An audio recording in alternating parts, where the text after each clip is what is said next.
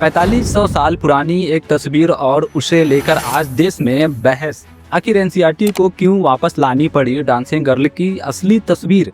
आइए जानते हैं पूरी कहानी। कल्पना कीजिए, आज से लगभग 4500 साल पहले सिंधु घाटी सभ्यता के एक शहर मोहनजोदड़ो की गलियों में एक युवा लड़की खड़ी है। उसके हाथों में कंगन है, चेहरे पर आत्मविश्वास है और उसकी मुद्रा ऐसी है जैसे वह दुनिया को चुनौती दे रही हो। यही है दुनिया की सबसे प्रसिद्ध पुरातात्विक मूर्तियों में से एक डांसिंग गर्ल। लेकिन हाल ही में इस ऐतिहासिक प्रतिमा को लेकर एक बड़ा विवाद सामने आया है। दरअसल एनसीईआरटी की कक्षा 9 की कला शिक्षा पुस्तक में इस प्रतिमा के मूल तस्वीर की जगह एक बदली हुई तस्वीर प्रकाशित कर दी गई। इतिहासकारों और कला विशेषज्ञों ने इस पर सवाल उठाए कि आखिर एक ऐतिहासिक धरोहर की मूल छवि को बदलने की जरूरत क्यों पड़ी।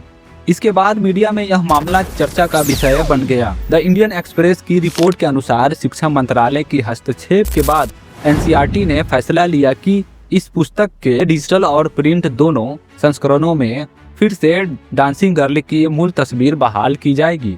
अब सवाल यह है कि यह प्रतिमा इतनी खास क्यों है? सन 1926 में मोहनजोदड़ो की खुदाई के दौरान मिली यह कांस्य प्रतिमा केवल 10.5 सेंटीमीटर ऊंची है, लेकिन इसका महत्व इसकी ऊंचाई से कहीं ज्यादा बड़ा है।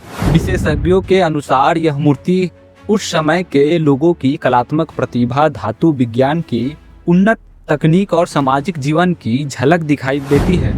इस मूर्ति की सबसे खास बात यह है कि इसका आत्मविश्वास भरा अंदाज, एक हाथ कमर पर तो दूसरी नीचे की ओर, और पूरे शरीर की मुद्रा मानो यह कह रही हो मैं यहाँ हूँ।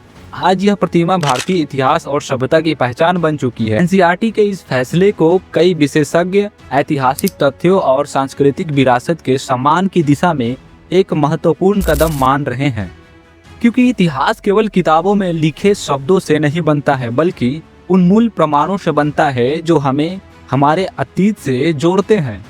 और शायद यही वजह है कि 4500 साल पुरानी यह छोटी सी प्रतिमा आज भी पूरे देश में चर्चा का विषय बनी हुई है।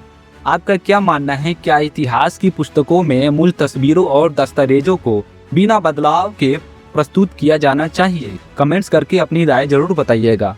अगर आप चैनल पर नए हैं तो चैनल को सब्सक्राइब जरूर करें।